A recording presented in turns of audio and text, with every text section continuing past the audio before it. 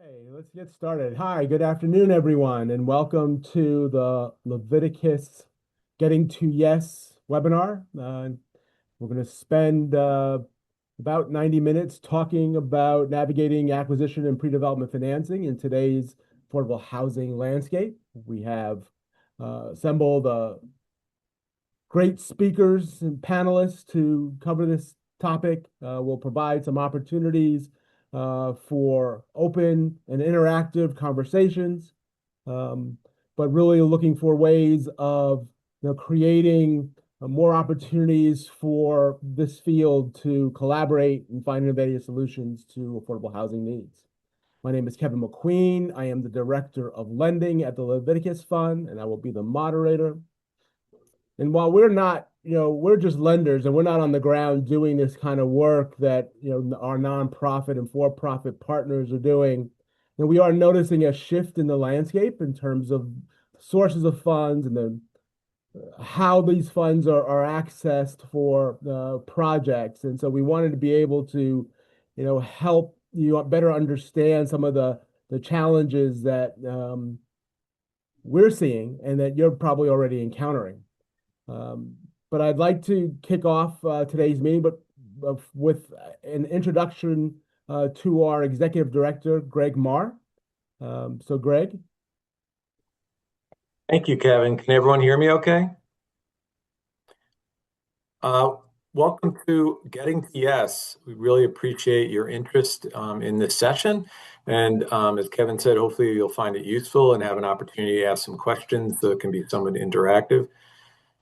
We realize the work you do is extremely challenging. We think the work we do here at Leviticus is challenging, and it is. But we also recognize when you're closer to the ground and you're responsible for developing these life-changing projects, there's a lot of pressure on you and there's a lot of complexity, and it's a long-term endeavor. Our role in providing, among other things, pre-construction lending, which we describe as either acquisition, pre-development, or both, is really critical in assisting you, and we are in service to you. And the way we make our mission real is through the work you do and supporting the work that you do. So again, hopefully today will be interesting. Maybe you'll pick up a new thing or two, particularly around the somewhat changing landscape that Kevin alluded to that you're probably pretty familiar with. I want to thank Soham from Leviticus for her leadership on the panel, as well as our special guest panelists, Katie Devine, Andrew Warren, and Ariel Garcia. So Kevin, I'll turn it back to you. Thank you, Greg. Just a couple of housekeeping items. As we mentioned, this is going to be a very interactive session. There'll be a couple of surveys that you'll be able to complete through the Zoom platform. We also have a survey at the end of the webinar for you to complete. So if you stick around to the end, there'll be a QR code for you to be able to access the survey then. Just want to introduce our panelists, our featured speakers, and I'll start and ask Andrew Warren to say a few words about his role at TD Bank. Hey, how are you? Nice to be here. Thank you guys for participating here on Friday. My name is Andrew Warren. I am a Senior Vice President at TD Bank. I run our community development lending vertical, so all of the lending, construction lending for affordable housing projects across the country. We are one of the most active lenders both in New York but across the country. We do about $1 billion a year of financing, about 5,000 units that we create. I am also a Leviticus Fund loan committee member, so somebody who actually sits and reviews and approves a lot of the pre-development financing, something that I'm proud to have done for the past 6 years. Seen a lot of changes, obviously, in the last 6 years as we've gone through a pandemic and seen a lot of shifts politically and economically over those windows. But it's been a pleasure to be here, and I really appreciate the work that you guys do as our clients and partners and the work that Leviticus does. I know how hard they work. And how cool the projects are that they bring forward. So very, very high quality and certainly interesting. So good people, good work. Thank you, Andrew. And Ariel Garcia, who is the Chief Housing Officer at Urban Pathways. Ariel. Thank you, Kevin. Good afternoon, everybody. Thanks for joining us today. It's a cold, dreary day, but better to be indoors than outside. So hopefully everybody gets a good flavor of kind of the overall development landscape from this presentation. I'm the Chief Housing Development Officer at Urban Pathways. I've been here for about 3 years now. Currently in our pipeline, we have about 350 or so units, $250 million estimated total development costs. And that's a combination of tax credit projects and OMH funded projects. Our organization is specifically geared towards helping formerly homeless single individuals get access to housing. So we have outreach teams that go throughout the 5 boroughs, move them into safe havens and drop in shelters so that they can kind of get cleaned up, spend the day, get some food. And then we transition them onto transitional housing and permanent supportive housing. And again, I'm in charge of kind of all the new development projects in the organization, but also get wrangled into some existing capital improvements on some of our existing portfolio. Currently, we have about a little under 1,000 units that we own and operate. And so, yeah, looking forward to the conversation and to answering any questions that folks have. And I want to thank Leviticus, obviously. I'm a board member, have been for about a year and a half or so. Great work that they do, and happy to be part of this conversation. Thank you, Ariel. And Katie Devine is a affordable housing development consultant. Katie, you want to introduce yourself?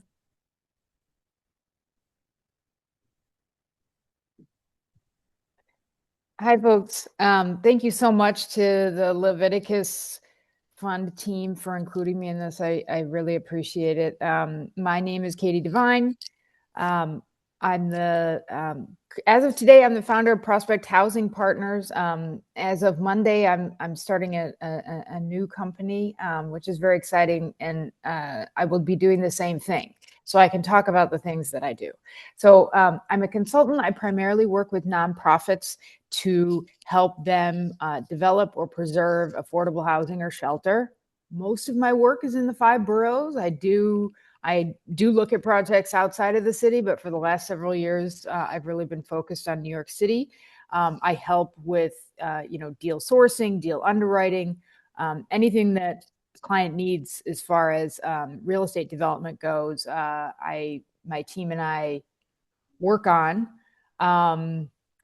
I also work, in a development capacity as a developer myself, but primarily, my work with nonprofits is around consulting. With the Leviticus Fund, I'm very happy to say that Leviticus Fund was one of the first groups that I was introduced to when I moved to New York in 2018. I think in 2019, at the time, I worked for a nonprofit and was seeking acquisition and pre-development financing. That project didn't move forward, but that was where the beginning of my relationship was. And now I'm in a position where next week on Friday with Leviticus Fund and a participant lender, I'm closing with my nonprofit client, St. Francis Friends of the Poor, on an acquisition and pre-development loan for a really exciting new project in Upper Manhattan. That'll be supportive housing for individuals with severe and persistent mental illness. And I also closed last year with Leviticus Fund with my client Providence House on a pre-development loan for a shelter focus for transitional housing for women returning home from Rikers. So it's really lovely not only to work with Leviticus Fund because of the experience and that they have and the products that they offer as a financing institution, but also because they get the mission, they understand the mission. You don't have to explain that your services budget is going to be different than your operating budget. All of the quirks that come up on audits that have to do with nonprofit stuff, all the reporting and compliance, it just makes sense to them because they get it. This is what they do. So pleasure to work with Leviticus, and pleasure to try to provide some value here today too. Appreciate that, Katie. Appreciate everyone's kind words. And so, as I mentioned, this is going to be an interactive event, and want to start off by having you through the platform, and you'll have a chance to respond to this poll. And the question is, what are the major concerns regarding your development pipeline in the next couple of years? So if you take just a few minutes, it's just really six multiple choices, or sorry, it's only one choice, but six possible choices. And just want to get a sense to be able to set a landscape in terms of current issues that the industry, and particularly in New York City, faces. So take a few minutes, choose one of the answers, hit the submit button, and then we'll post the responses. How do you do all of the above? Yeah, it will only let me choose one. Yeah, we only want one because we want to be able to, highlight kind of the major concerns. But you are right. You pretty much can hit all of the above, and we'll probably touch on each of these at some point.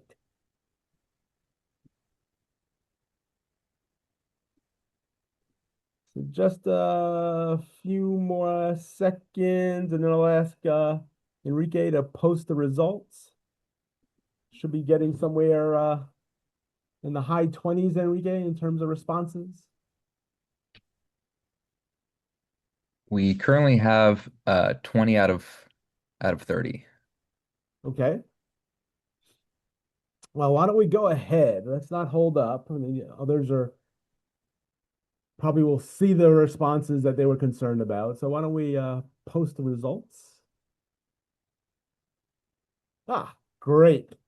Huh. It's very surprising that rising costs with construction tariffs and material price hikes did not get any responses, but an even split between subsidy uncertainty, so the potential cutbacks, and capital stack gaps. We've seen already from responses actually to the policy shifts in number two, in terms of how the federal government has been allocating resources and the impact that it has on states, that there's uncertainty in that environment for public subsidies. Along with that policy shift. So those actually go hand in hand. And then this closing pipeline, the delays that folks are experiencing in HPD construction closings. And lastly, unsecured pre-development financing. Yes, the availability of that resource is something that we're concerned about at Leviticus, and certainly share the concerns of the audience. So that gives us a good start, a good ground to move into our panel discussion. And I'm now going to switch over to my colleague, Soham Disi, who will lead that discussion. Thanks, Kevin. I think Enrique, you can unshare the screen, and give me 1 second here.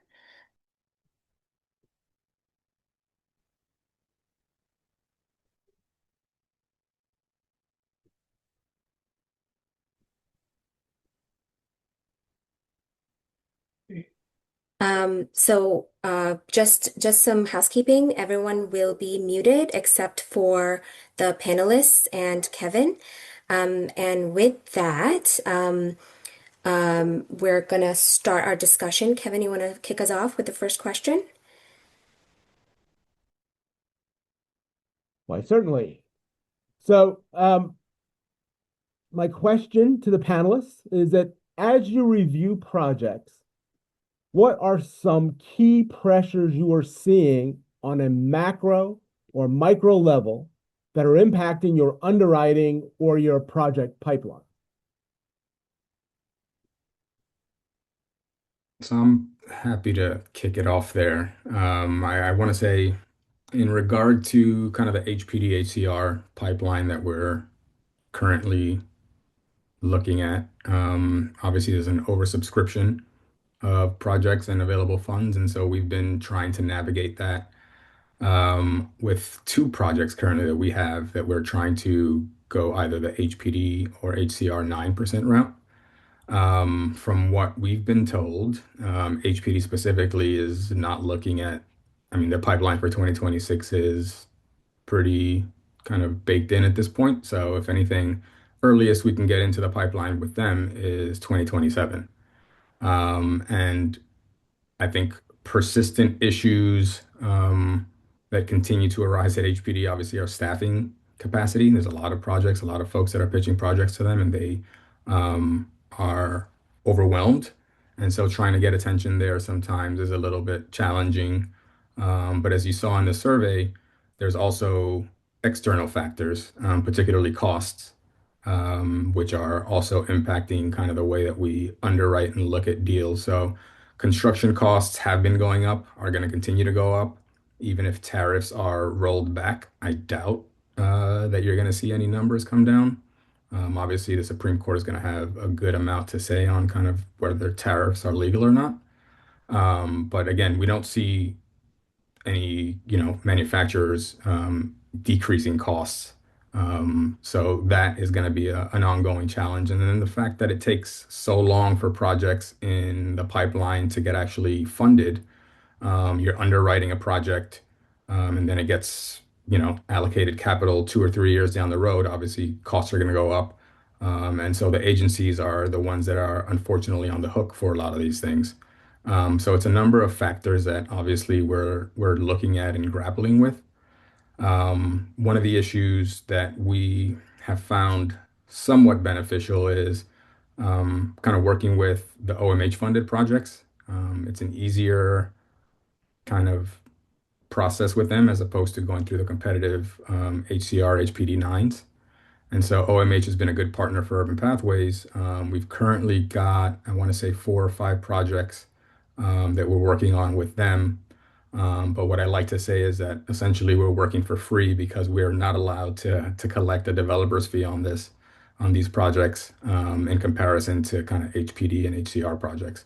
So it keeps obviously us busy and keeps folks with access to good, safe housing to work in OMH funded deals. But again, it's not as kind of beneficial to the organization because overhead is something that we can't necessarily recoup on those deals. Thank you, Ariel. Same question to Andrew. Challenges at a macro or a micro level in terms of your underwriting. So I have the good fortune to be able to see 15 states, right? I look across TD Bank's entire footprint. So while we're focused here in New York, I live in New York. We see everything from Maine to Miami. And I will say, I think the survey, as it was stated, rising costs is certainly, related to the amount of subsidy. I think they're the same question, right? If you're going to have significant rising costs, and we've seen materials and labor and operating costs, which I think is the other piece on there, that have all significantly increased over the past just 5 years, let alone the last 10 years, that uncertainty is really challenging. There's only so far that we can stretch as a lender, as a bank. There's only so much equity that you can provide. Are the gaps really going to be filled? I also have the easy access where you as a CDFI or the real pre-development lenders out there that are taking that risk are really looking at a budget 3, 4, 5 years in advance and seeing whether or not that's going to be viable by the time I come in at that construction loan closing. We're not immune to it though. And I think one of the things that we're concerned about is that we're seeing timelines get delayed on projects even post closing, right? The construction timelines. We're seeing the interest carry going on. We're seeing lease up getting protracted, both, within the city and externally. And that's driving up the overall cost and reducing the amount of cash profit in a lot of these deals. And, as somebody who was once a developer and somebody who works in the banking industry, I think everybody on the call knows that's not profit, right? That's not your lucrative carrot at the end. That's your overhead. And that's really what your carrying cost is to maintain your staff throughout. So we rely on that as cushion in the deals. But as that's getting squeezed and squeezed and squeezed, as you get higher and higher cost numbers and less subsidy, we worry about that. And we worry about that because as TD Bank, we really do focus heavily on nonprofit sponsors. sponsors that aren't necessarily going to have the deepest balance sheets, and they provide other benefits, right? They provide impact, they provide support, they provide mission, they provide, that real comfort that you're going to get the real, dedication to a project that you may not get from a for-profit developer. A lot of for-profit developers that are running out of the city because they don't want to wait 5 years. The nonprofits certainly stay, and the nonprofits that provide that ancillary benefit for supportive housing, something I think is critical here in New York City, and ultimately the long staying power that we want to have.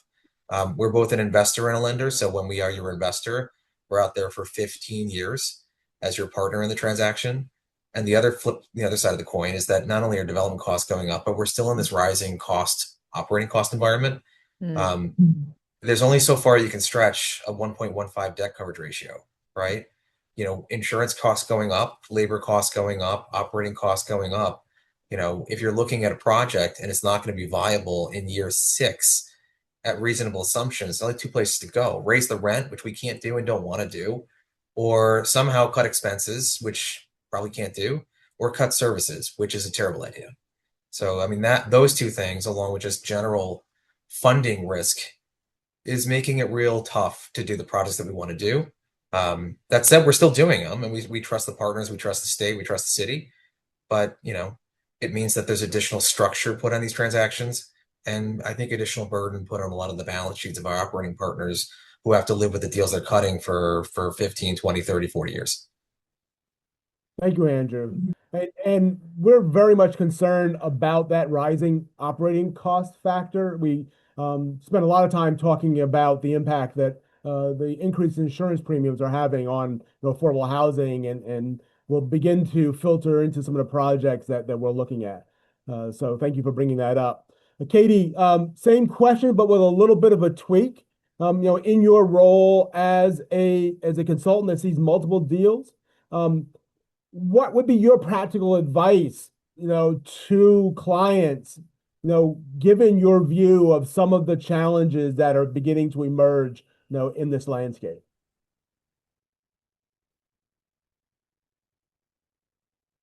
So, and HPD knows that I say this because I've told the HPD that I say this. But one thing that I say to a lot of my clients, all of my clients, is I start with, don't let HPD steal your money. And what I mean when I say that, and I love, I work with HPD every day, right? But what I mean when I say that at a baseline is one of the things that's most difficult, in particular for nonprofit developers, is navigating that line between the services, the operating, the mission, the cash flow, the profitability, and all of that. And so holding the line firm at what your services need to be, what your payroll needs to be, what your staffing need, the staffing, staffing and payroll are 2 different things, right? What those things need to actually be to make your project work, hold to those. In the supportive housing world, I think this is relevant. HPD is currently working on a supportive housing preservation term sheet, right? And one of the things they're looking at is how do we parse out the operating and the services costs? And rightfully so, the folks at the Supportive Housing Network are pushing back and saying, well, first step is make sure that you protect the social services expenses, right? And I believe that that's really, really important. And so for any nonprofit, whether it's supportive housing or it's light touch services or senior housing or whatever it is, understanding what it takes to operate your property, but also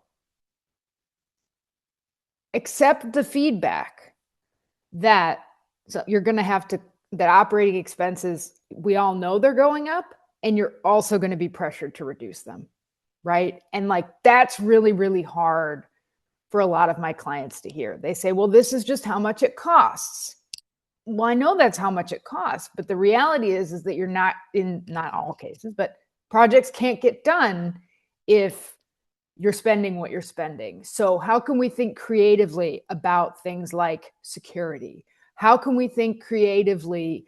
How can we add additional sources to help reduce utility costs? Really coming at it from every single possible angle to try and figure out how to narrow that gap as much as humanly possible, because the worst thing that we all want to do, that we want to do, and Andrew certainly knows this, Ariel certainly knows this, we don't want to burden a property with too much debt, right? And so the operating expenses have become the key.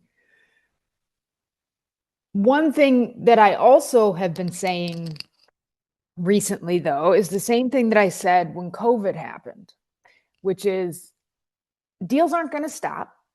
They're just going to they're going to take longer and they're going to get harder, you know? And so we're in a position now where we're constrained in so many ways. I actually, you know, for this deal that I'm closing next week with the Leviticus Fund, for example, we got a soft commitment from HPD for a supportive housing loan program. That's a typical step in the process. Leviticus Fund and the other CDFIs require that for closing. The language in that term sheet has now changed. In that soft commitment has now changed. That language very explicitly states you can no longer expect to receive any penny above term sheet subsidy level. And that's brand new. It came in July, they started with that. And what that means is that nonprofits have to look very carefully now in a different way than we did before at what the underwriting actually looks like for what is the gap going to be, right?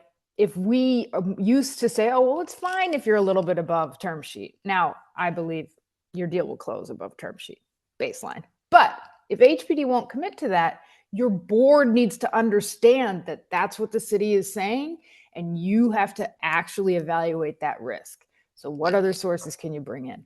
What can you do on your expenses? How do you piece all that together? And so that is another layer that I don't think existed even 6 months ago that we all have to be thinking through.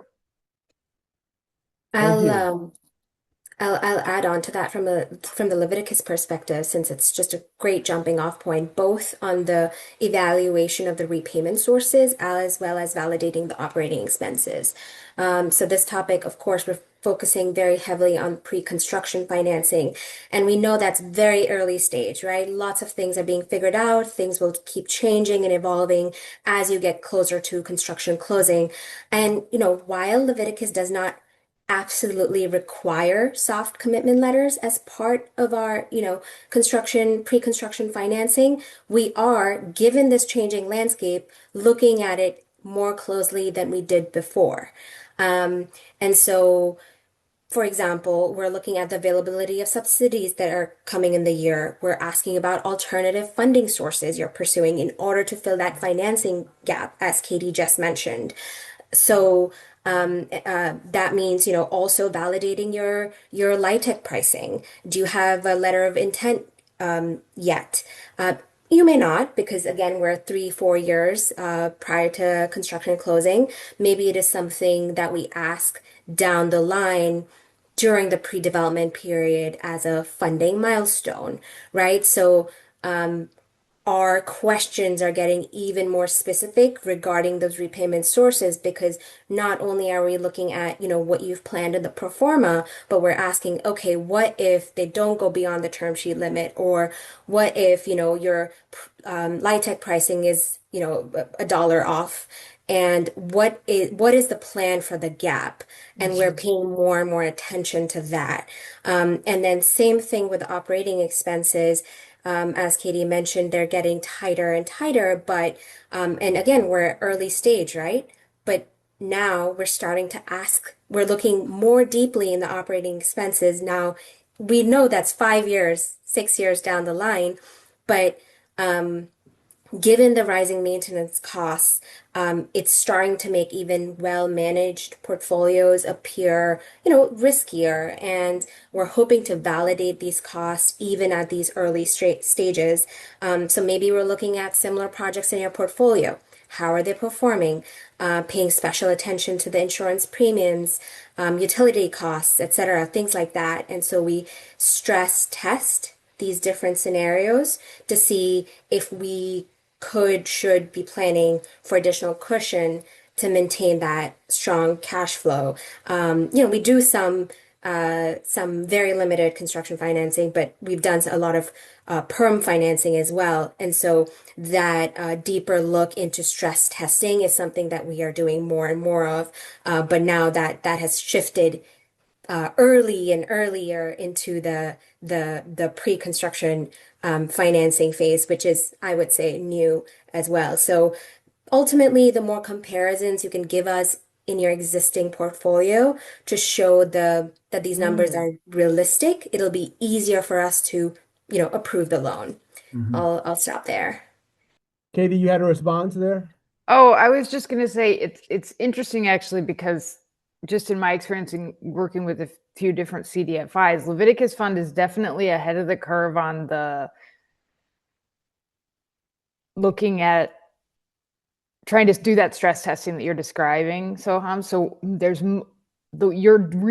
guys are really digging into operating expenses and things like that, which actually, it makes the underwriting process and getting to a closing with you guys, it might feel more like there's more questions and emails, but it also forces me as a consultant and my clients to be thinking through those things too, right? And I'm sure that we're going to start to see more and more extra attention paid at these early dates, even though it's difficult to predict because, as Andrew said, we're 5 years out, And I'll So I'm just going to jump. quickly.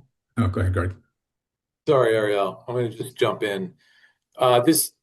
So folks know there's not a hidden self-promotion agenda here for Leviticus. These are very kind words that are happening spontaneously. So, Ariel, after your comment, I'm wondering if we could just go off script a little bit, Kevin, and maybe have one question or perhaps two from the wider audience on what has just been discussed, so they don't have to save up all their questions till the end. How does that sound? So yeah, we invite folks to post questions to the chat so that we can respond to you immediately, but we'll also open up the audio so that you can ask directly. But yeah, if you have something right now based upon the comments that you've heard from our panelists, please feel free to, like I said, post something to the chat, raise your hand. We can see your hand. Somebody will point you out. If you know how to do that, go to the react button and press hand raise or raise hand, and we'll get right to you. Okay, Ariel, go ahead. Yeah, I was just going to add that I had a conversation actually yesterday with our insurance broker, surprisingly enough, on a project that is supposed to complete construction in January, February of next year. So we underwrote our insurance at about $60,000 at the time for the project. We got a quote back from our broker that said that initial quote was around $200,000. They said they can do a little bit better and brought it down to potentially 160 or so.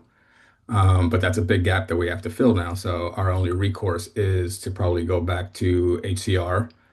We do have Section 8 vouchers on this project, so we're going to have to ask them to increase those PBV rents, which were underwritten at 2022, 2023 rates, to try to make up some of that difference. The other thing that we are fortunate enough to have at this point, knock on wood, is HUD COC money that helps subsidize a good amount of staffing and operations for this specific project. But again, we can't count on that going forward, given the way that the administration is trying to gut HUD. But if you can access that money and if it's still there, that should help alleviate some of the stress on these projects going forward. Thank you, Ariel. That was a good segue. Unless there are folks out in the audience who have a specific question regarding what the panelists have shared about rising costs, some of the challenges that you're facing as developers, getting your deals through. So what I'll pose back to the panel, seeing no questions at this point, and Ariel sort of started it off. So, if you had the power, if you were just elected mayor of New York or governor of New York, and you could, recommend and implement a solution that would advance affordable housing projects more efficiently and effectively, what would you recommend? So I'll start with you, Ariel, since you Yeah, I think my biggest thing is timing. And it comes back to kind of staff capacity at the city and state for the most part. I mean, again, we're sitting around for potentially 2 to 3 years waiting for funding on some of these things. And at the end of the day, it's additional cost to the project, but additional cost to the city and state as well. So if there was a way to fast track a lot of this, and a couple of years ago, I was kind of spitballing some ideas.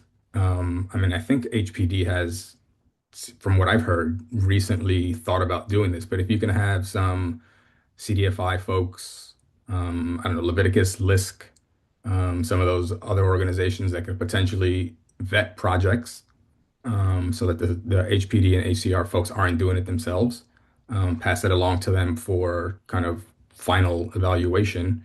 That should help the backlog. Because again, if they're struggling with staffing, and reviewing projects, if you can outsource some of that stuff, it may help the process and eventually cut costs.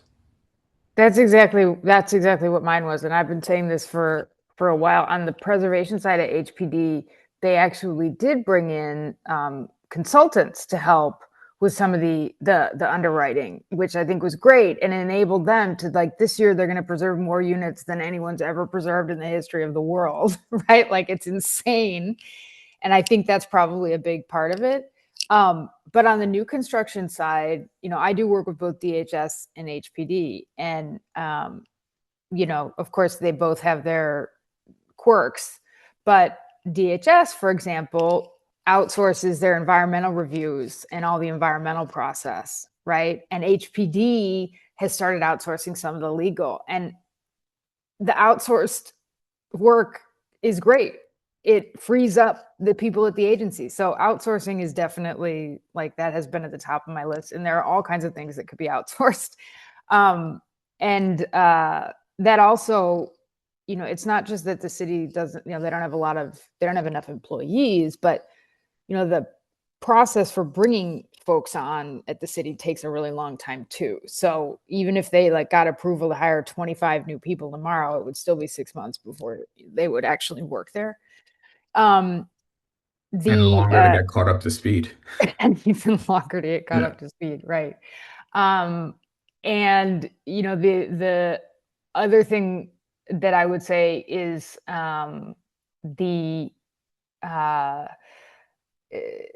dynamic term sheets. And I realize that that's a fantasy, but term sheets that are able to respond to market conditions, because it takes, and this is not a criticism, but new term sheets come out every several years at HPD. And then, it's not just the numbers that are stale, right?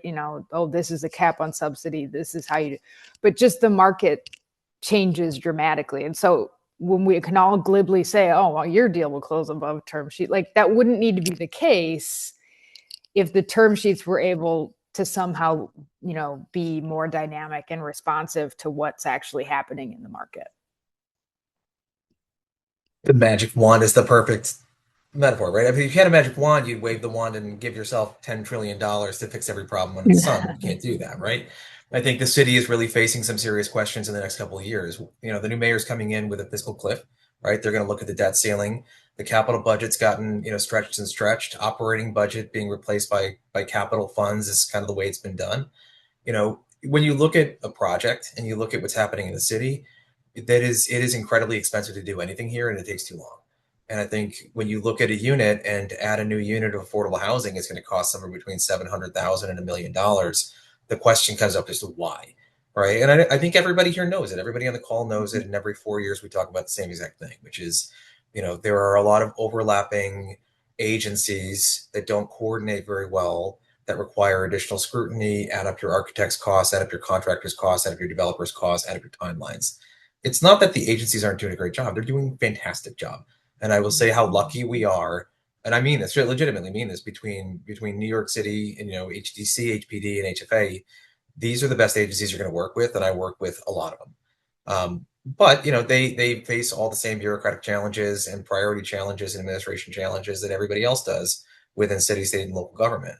And I think the only thing that's going to make these projects get done faster and put more shovels in the ground is to eliminate some of the bureaucratic steps that other states have figured out, right? There are agencies in other states and commonwealths that funnel everything through one agency. All the money goes into one pot and you get one requisition.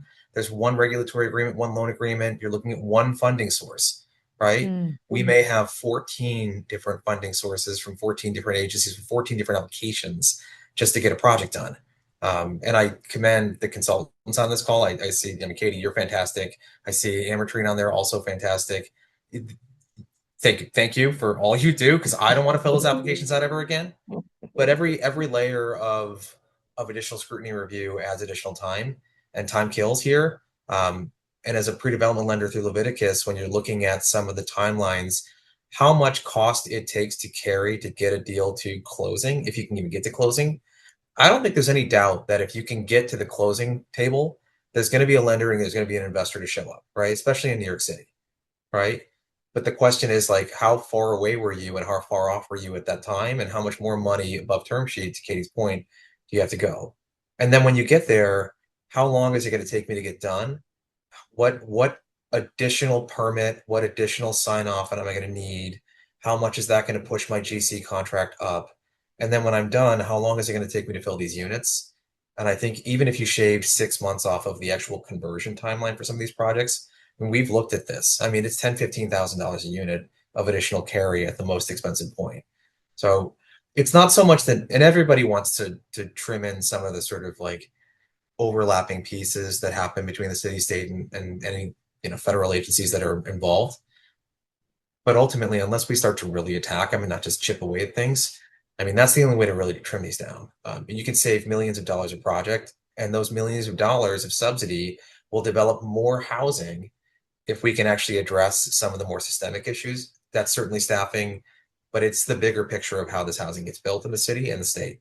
And I will also say the other piece that needs to just change is this NIMBY attitude that exists in the city and outside the city. It's everywhere. It's got to go away. I think the city's done a great job of trying to address it and combat it. It's not always accepted everywhere, but I think that's one thing that we have to do, is make sure that we're not shooting ourselves in the foot before we get out the door, right? We have too many people that are objecting to new housing being built in the middle of a housing crisis, and we have to be creative. And I think the city's done a good job, and I think some of the suburbs have as well. So hopefully we can build more, because that's the only way to actually create more housing. Thank you, Andrew. Again, I invite the audience to share any questions, ask any questions. You could post them in the chat. You can raise your hand, using the react function in Zoom. Someone will point out that we have a question if there's one there. But I think we could also put in another poll, and maybe that will spark some conversation. And so, Enrique, if you could post the next poll. Oh, sorry, it's not a poll. It's one that I'm going to ask people. Yep, I'm going to ask people directly to respond to a question, and here it is. And please do this in the response, in the chat. And so if you are a borrower, or if you have borrowed from Leviticus, from TD Bank, from any financing source, what part of the loan underwriting process feels most confusing or burdensome? Here's a chance to speak directly to some of the lenders here.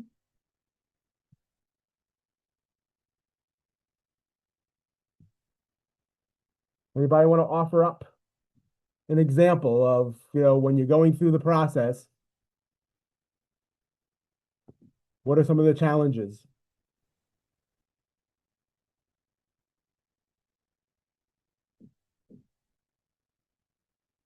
Well, let me ask the question to you directly, Andrew. What do you find? I guess you're not doing a lot of direct underwriting these days, but in terms of working with your team, what do you find sometimes to be the areas that are the most challenging in terms of getting that underwriting process completed? So yeah, I mean, I oversee the underwriting team, and I certainly see what their challenges are. Um, I think let me phrase like how you would look at a project, right? Because I think when you look at an affordable housing development, like you're not necessarily leasing is not a concern, right? You're going to find residents to live in every unit. There's clearly demand, right? We've got the construction companies, we've got the right structure, right? What you're focusing on the most is the sponsorship behind it, their experience and their ability to execute on what is effectively a business plan, right? When you're building a building and you're leasing a building, right? We can put all the right guarantees, we can have all the right holdbacks, we can put the right structure in place, but ultimately where we succeed and where we fail as your partner and your lender is if you have the capacity and you have the competency to get from closing through conversion, get us paid off, and move this to stabilization and then operate it long term as the right steward of affordable housing. And I think it's very challenging when somebody who doesn't have as much experience in the real estate space or isn't as well versed, who doesn't have the development staff, comes in and has all the right intentions to put a building together, but doesn't necessarily have the experience. And it's not even the balance sheet, right? You can have $1 billion balance sheet and still not know what you're doing. The city is the most complicated place to do real estate anywhere in the world. Add on layers of regulatory restrictions, lay on, operating regulatory agreements, tax credit restrictions and everything else on it. Like you need to know what you're doing. I mean, we certainly put a lot of value in the consultants in the space to make sure that they're supporting folks who may not have, on-site development staff. And I know that's part of the review that we have when we do a pre-development loan at Leviticus. I mean, that's the first question that's asked. If it's not just good enough to have the mission, you have to know how to get through that you know gauntlet here, and that's really what it is. I think we can make an underwriting work with a sponsor with a lower balance sheet. We can make a project, we can get through comfort ourselves on a project, um, with the right loan or the right equity position. But ultimately, where everything goes wrong is, 12, 18, 24 months down the line. One, is that consultant still there? Are they still working with you? Are they still handling your draws? How are you managing the issues? And do you have the right partner who has seen enough to know when you get in trouble, how to get out of trouble? I mean, as a lender, the best thing for me, right? I have a loan. The best outcome for me is I get my principal back and a little bit of interest. The worst outcome for me is that we get our principal back, maybe all of our interest, and it took us 5 years, and we capitalized, double against it, and we went through workout. And that ultimately kills everything. And I think it kills, the ability to do more business, in the affordable housing space in New York City. So, I mean, that's what I look at. And I think underwriting is underwriting. We stress it the same way anybody else stresses it. All the banks do, all the agency lenders do, the city and state agency lenders look at all these deals the same. But when you pick your partner, that's the most important thing. And I will add in one quick thing. I know that for nonprofit partners, there is always not always, a lot of folks want to go to a for-profit, especially when they think the balance sheet's going to get them there. That's not everything that everybody looks at. It helps, right? If you come in with somebody who's got a billion liquid, wonderful, right? They certainly can solve the problem. But I do think, and I do encourage nonprofit partners to get together. I think that's actually the best outcome. If you can pool your resources, and one who has more development experience, the other one who has the service experience, the balance sheets combined get to a comfortable level so that you have the resources and the right JV arrangement, so that if there is a problem, you can fund it or figure out a way out of it. I think that's a value proposition that's not always explored, and it's something that I think should be explored more. You don't have to chase the big for-profit balance sheet GC partner, as long as you've got the right nonprofit partner behind you. But make sure that there's an equal arrangement there. Two weaker nonprofits, without the development experience doesn't make a good one, right? Doesn't help. But figure it out. And I think there's a lot of good partners in the city. I definitely know there's a lot of good partners across the country that are doing this right now and are eager to make these work. Thank you, Andrew. And I just want to call out Dan Johansson for comments that he has posted to the chat. I think In particular, the first one, we hit on the question about um, the amount of information that is required to pull together on the part of a developer in order to get, financing in place.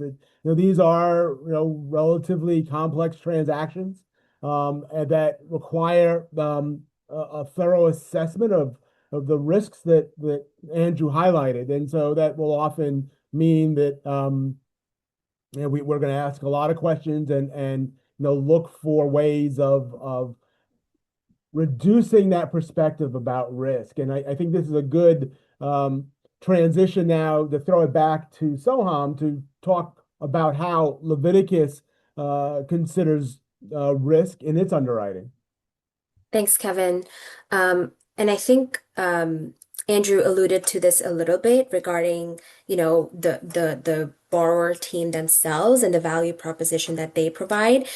So given the fluctuating landscape and the issues that we've all highlighted so far, the ultimate reliance in our underwriting is the strength of the borrower, right? So the project we know is doable if we have trust in that relationship with whoever that nonprofit is, or if it's a development team with multiple partners there. We're looking at their staff expertise and experience, whether it includes the consultants, whether it includes the JV partners, the selected GCs, architects, the full team, as well as the internal in-house team and their capacity. Then we're looking at your financial strength, your liquidity, and your unrestricted net assets. Maybe we're looking at that aspect a little bit more if, say, there's no financing sources that have been secured, or the collateral value is pretty low, and so a large portion of the loan is undersecured. So there are aspects that we'll focus a little bit more on when something else is missing, because we're looking at the bigger picture. Then we're also, looking at board strength, both in terms of their strong contacts, whether it's be at the state or local funding agency level. And then when I mentioned the development team, we're also looking at, other advisors. Maybe they're on the board as well. And who are the environmental assessment firms that you're working with, given most of these sites end up having some sort of remediation requirement.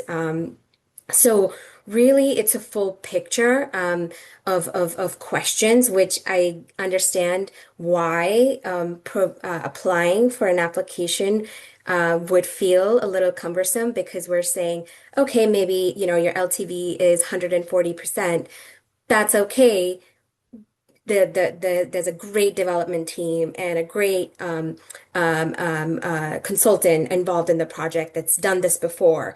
And so we have to ask sort of all of these questions in order to get to the larger picture, where one thing may be missing, there it could be filled in by another.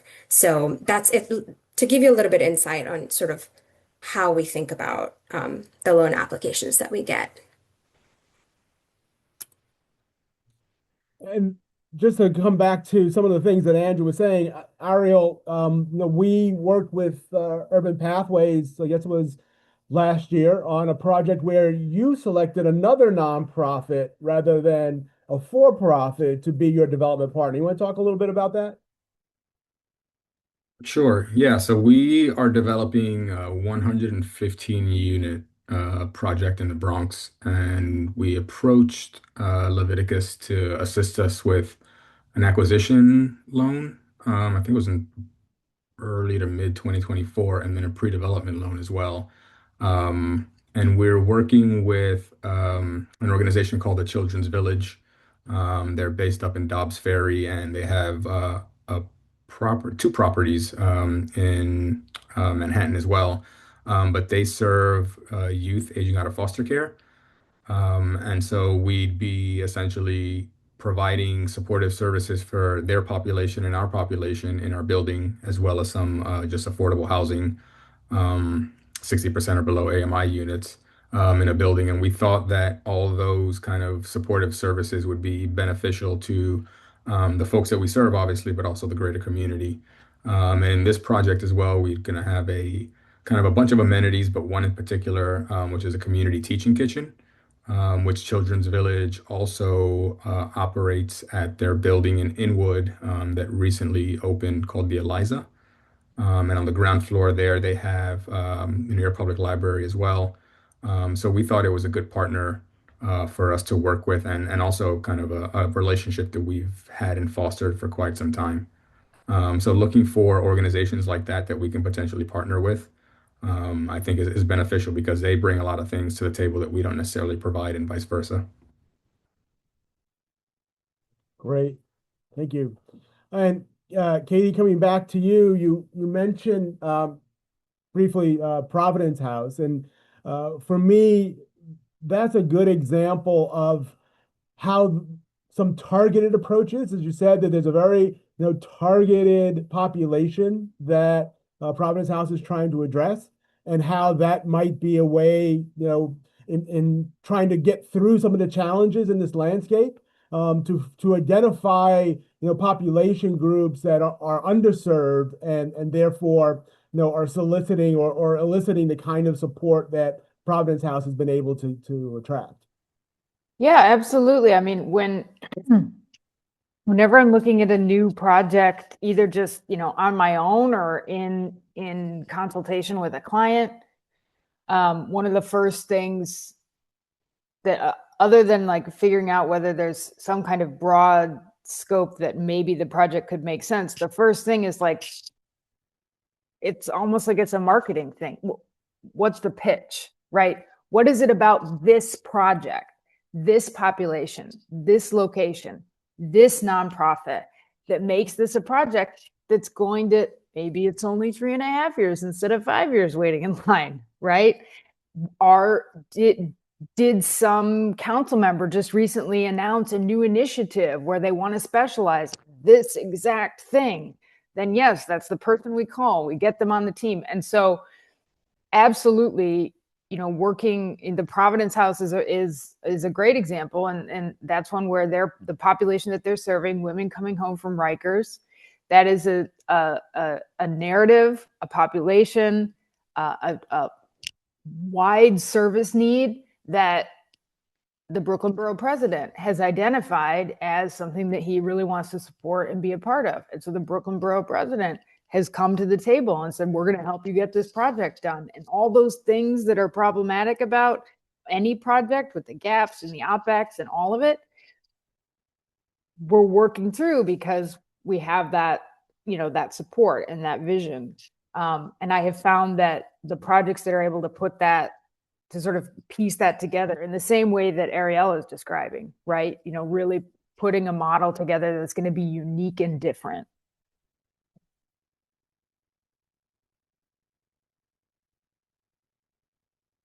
Which, as a side note, shouldn't always have to be the case. If a particular nonprofit is really good at doing something, they shouldn't have to think of how can we make it look cool and new, right? But that's just kind of the game. Yeah, that's the world we live in, right? I mean, that's right. Everyone wants to be entertained. Yes. So good. Again, audience, please, this is an opportunity for you to, either share your own, it doesn't have to be a question, it could just be a comment on some of the work that you're doing. You might have something that's new and bringing out the kind of results that some of the projects that we've discussed here are bringing out that you want to kind of highlight. We'll certainly welcome you sharing that. Either post a comment in the chat, raise your hand. Well, I'm going to ask then, one last question of our panelists, and I'll start with you, Katie. I know we often take this negative view of like, this is a challenging environment. We are, things that keep us up at night that we worry about. Let me take the other tact. What brings you to the job every day that makes you feel like I want to do this? What is it that makes you look out, into the landscape and say, yeah, I'm going to make a difference? Well, I think there's two different ways of looking at it. One is, unfortunately, this is a time of ever increasing and ever expanding need. And so that means that those of us, and I'm sure all of us on this call are, those of us who are driven by a desire to help create the housing and resources that are going to help fill those needs, that is motivating enough, right? You see a problem, and the folks who work in this industry are, in my experience, pretty much without exception, the kinds of people who run towards it to see how can I help. So there's that. The second thing is that, moving in, every administration change in New York City, at the state level, at the federal level, means that there's going to be a lot of change. Some of it is good, some of it is bad, some of it is bad with a silver lining. Like we look at the bond cap, right, that came in Trump's bill. But I think that in New York City, 2026, after all the dust settles, is going to be a really interesting time. I think we're going to have, from the executive leadership in the city, we're going to have a very different approach to an identification of need and who should be serving populations and where resources should go. And I'm not necessarily saying that's going to benefit me or my clients more than anybody else, but it's going to be really interesting, and it's going to be a different approach. And I'm really optimistic about seeing what that looks like and seeing if this administration is going to be able to deliver on the things that they've promised to try to do. Great, thank you. Ariel, you're on the front line. You're a provider. You're creating the affordable housing, the supportive housing. What do you see every day that makes you, encouraged to continue to do your work? Yeah, I think from our perspective, post-COVID, we've seen quite a bit of need for formerly homeless individuals throughout the city. I mean, it's kind of hard to miss. And so understanding that those folks need help, they need advocacy, they need resources, definitely kind of motivates me and us to do the work that we do, in working with kind of our city and state funding partners, organizations like Leviticus, other folks in the advocacy realm to kind of make sure that those voices are heard.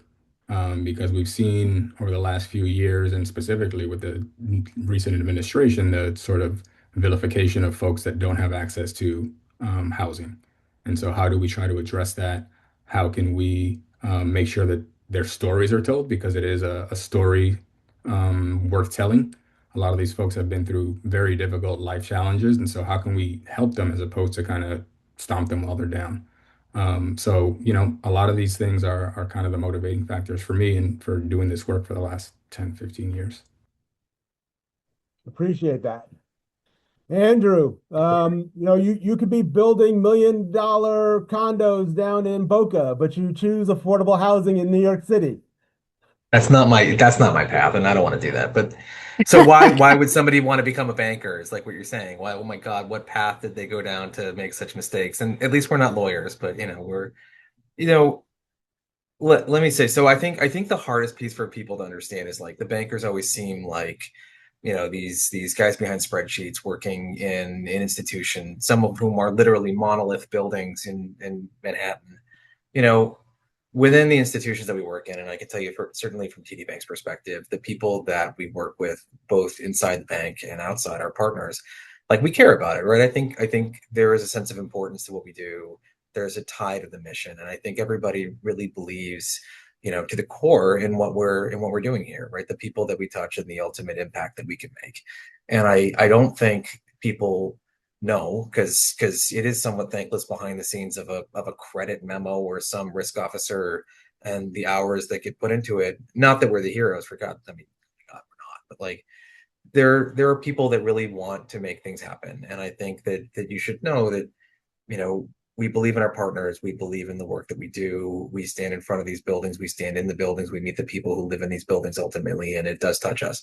And I think that's what gets people on my team. We pull people from government, CDFI. We pull from nonprofit. We pull from for-profit. We have two people on my team who used to work in, condo development in Miami, Florida, and have really connected to the community development world. And I can say from a philosophy standpoint, a personal philosophy that I learned from Greg Mayer that I repeat everywhere, right? I think that the fundamental core of community development is affordable housing, right? Once you have affordable housing in a community, you can build out the other elements, right? You can create services, you can create arts and education and healthcare. But from that, there is the next piece, which is economic development. And I think from a banker's perspective and what you want to do and the mission that we provide, you want to not just see housing get built, you want to see those other catalysts in those neighborhoods and see that. I have been in this business for 25 years, believe it or not. And I can tell you that it's nice to see when a project succeeds and you see more than just a building get built on an underutilized site. You see the outcome that came from that, the neighborhood that changed potentially to the better, right? Not always perfect, but moving in the right direction. And I know that the work that we do and the hours that we spend and the tedious spreadsheets and risk assessments and everything that goes into being a banker, at the core of doing that, we could certainly make a lot more money and work a lot easier just by doing a conventional loan. But this to me, and I think everybody that I work with is certainly unique and special. And I definitely commend the affordable housing community, which keeps everybody going, and the young people that come to work on our team. That's certainly exciting. I used to be considered next gen or a young leadership council member. I was a founding member and a board chair of the New York Housing Conference Young Leadership Council till I got too old. and now I see this third generation, they call themselves, coming in and feeling the same sort of light behind their eyes. And I think that's really special. And I think that's something that I encourage because I like mentoring and I like seeing it and I like talking about it, even though they think I'm old and boring and talking about the old days, which is not that long ago because it doesn't seem that long ago. I appreciate that. Half of them were your students, Kevin, and they love you. So you are also a teacher and a mentor, and keep sending us all your best. I'm going to try. So, what about you? What brings you into Tarrytown once a week like me to I think there's a multiple factors here, right? I agree with everything that all the panelists have mentioned in terms of the drive and sort of this necessity to solve these solutions. But part of the answer is also Leviticus's role, right? I think we have a really unique position in the industry because we're smaller than other CDFIs, and we're also an unregulated lender, unlike banks, right? So that allows us to be nimble and flexible and tailor our solutions to meet your needs. And to the extent that we can stretch that credit box, we will try to do that within reason in terms of how we're looking at risk. So what I would say is, as nonprofits and for-profits on the ground are working on solutions and coming up with interesting ideas, tell us those solutions and come back to us so that we can tailor the right loan product for you. And so that, this directly speaks to the next section. So I won't go too much into it, but we do have these unique underwriting considerations, and that's sort of helping us provide the solution that we know that in a lot of cases is missing in the industry, all the way from the lack of unsecured financing. We have done a significant amount in that type of loan in the past, all the way to as I alluded to earlier, in terms of looking at the full picture, right? So we're looking at all the little facets that are going to make that project a success. And so by being at Leviticus, you're able to really hopefully meet the development team where they're at and maybe make their lives a little bit easier. At least that's the hope. Let me just add, Kevin, not to respond to that question, but the word industry has been used about the financing world to support affordable and supportive housing. That word is somewhat verboten at Leviticus. Several of us gathered last month, I think it was, in Washington, 2,500 people in attendance at OFN, which is a gathering of CDFIs who are members of OFN. I think there's like 450 members. It was huge. And it was like a Hollywood production. And people, including a member of our board who was a keynote speaker, used the word industry. We don't look at this as an industry in terms of the work that we do at Leviticus and our fellow CDFI colleagues. And there's many of them. And as Soham said, they're larger than we are. We view it as a movement. Yes, we're still part of a movement that was born in community organizing and CDCs in New York City and across the country. And it may be because we're still relatively small, we can feel that. But what it means for us is the movement is to support our nonprofit partners. And as Soham said, to try to stretch that credit box, realizing we do have a loan committee. And Andrew, as he mentions, sits on that loan committee. And we have tens of millions of dollars of bank capital that we have borrowed. So we're not completely unregulated, but we really want to try to meet you where you are to the maximum extent possible. And I think we encourage our colleague CDFIs to try to do the same. As I said, many of them are larger and it's a little more difficult in some cases for them to do that. So I did want to add that. Thank you. We're almost at time. I have about 15 minutes that we've allocated for the rest of the program. Are there any questions from the audience? Again, I invite you to, we can unmute your mic if you want to speak up and share something directly. Ask something of one of the panelists, ask something of all the panelists. Many of you are new to us in terms of looking at the names, and maybe we have not seen you, in our offices. But we certainly will, welcome to hear your voice and see what you have to share. Or post it in the chat. Well, it is Friday. I recognize that. As Ariel started, it's a nice gray, cold winter Friday. And so perhaps we're all ready to call it a day. I have one from our friends up in Kingston. Oh, it's not Kingston. It's another one. But Dan Johansson again, saying that he appreciates Leviticus' unique role and for our support of your projects. Thank you. And we, again, if you don't have any other questions, Enrique, if you put up the slide deck, there is on the last page. We will certainly share the slide deck, for you. And on the last page, here's a QR code you could take a photograph of and fill out the short survey. We'll follow up as well with a survey. I think we posted it in the chat as well if you want to get to the survey that way. I want to thank our panelists, Katie Devine, Ariel Garcia, Andrew Warren, and Soham DC for sharing their insights into this emerging, challenging landscape that we're facing for affordable housing in the New York area. As Greg said at Leviticus, we're here to help you meet those challenges.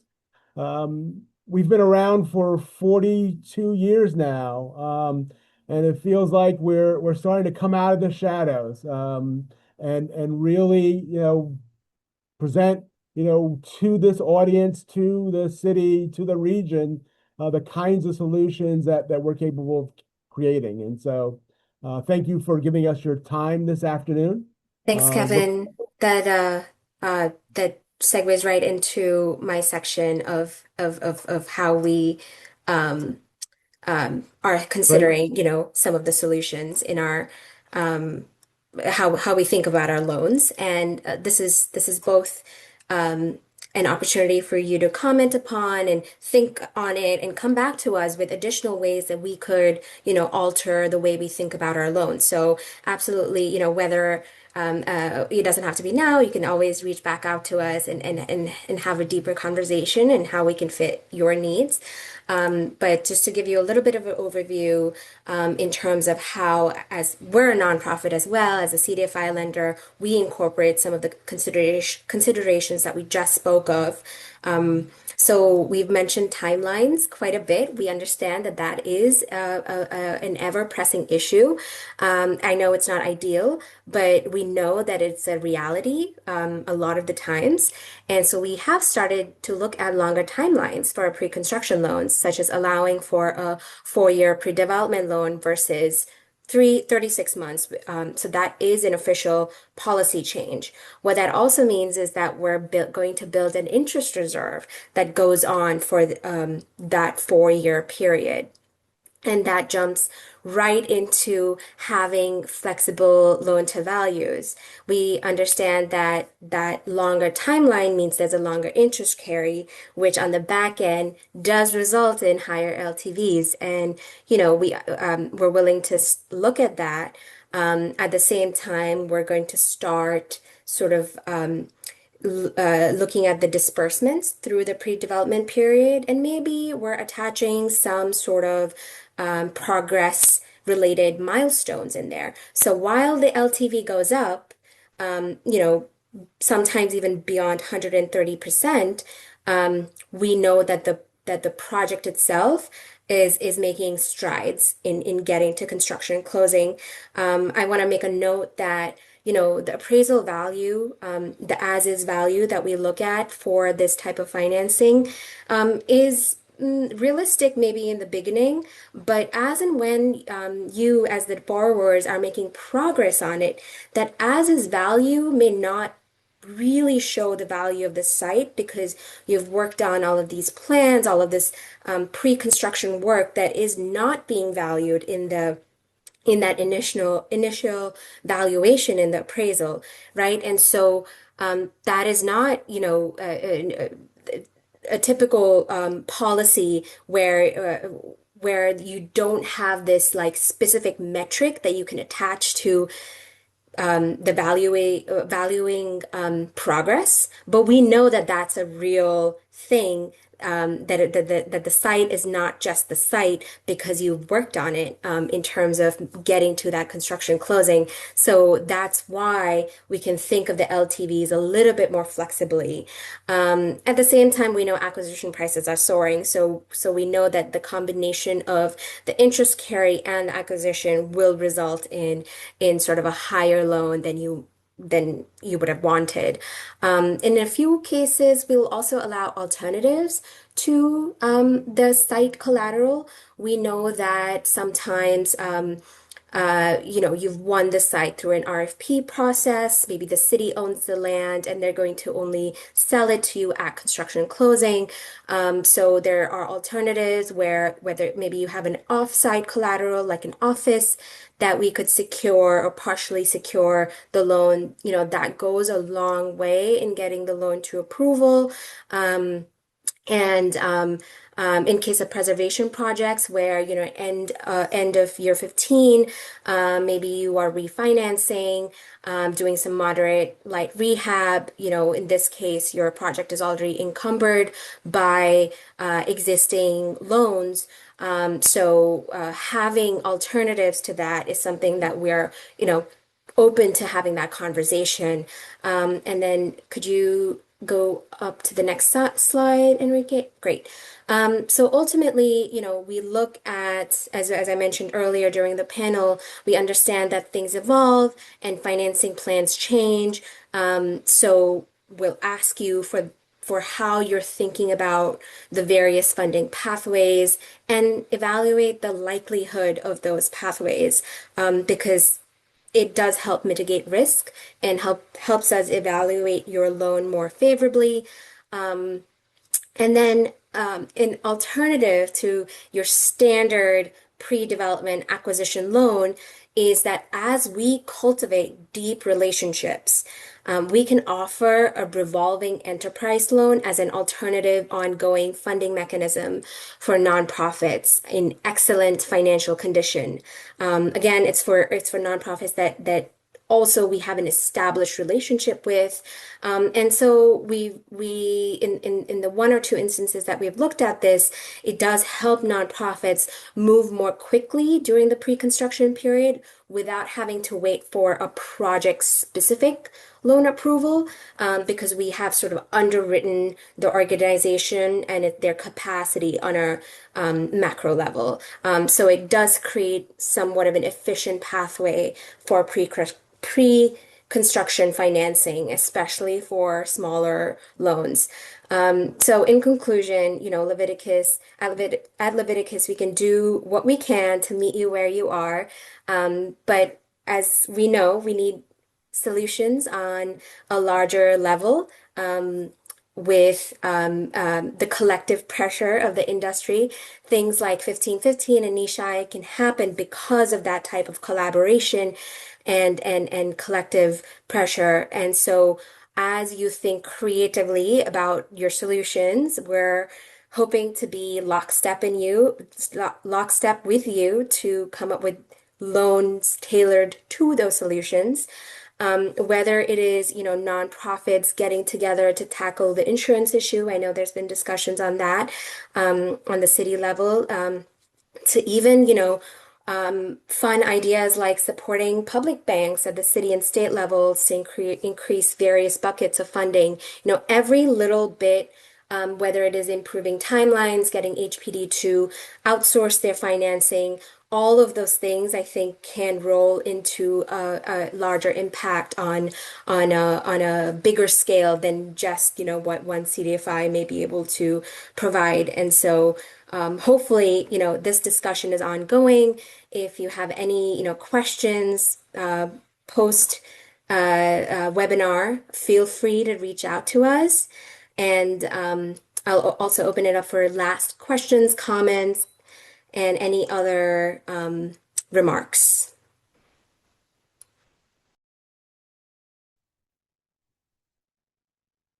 Thank you for that, Amy. That's very kind. And I would say the question earlier about issues you might have with the loan process, the borrowing process, those would be a little tricky for you perhaps to submit because you're doing with the attribution. So if there's a way, I would ask Kevin and Tom to think if there's a way, folks, we want that feedback. We're not afraid of it. We're always looking to learn. We're a learning organization. There'd be a way for folks to submit that without potentially hurting their prospects for receiving a loan. Maybe we can give that some thought.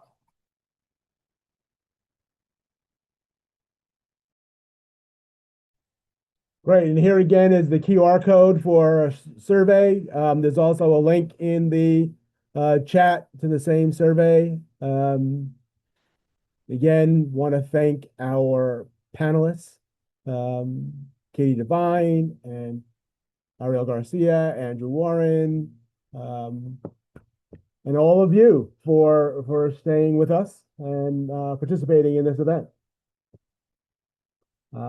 And with that, I wish you all a good afternoon. Thanks so much. Good afternoon, everybody. Thank you all. Thank you. Thank you. Thank you.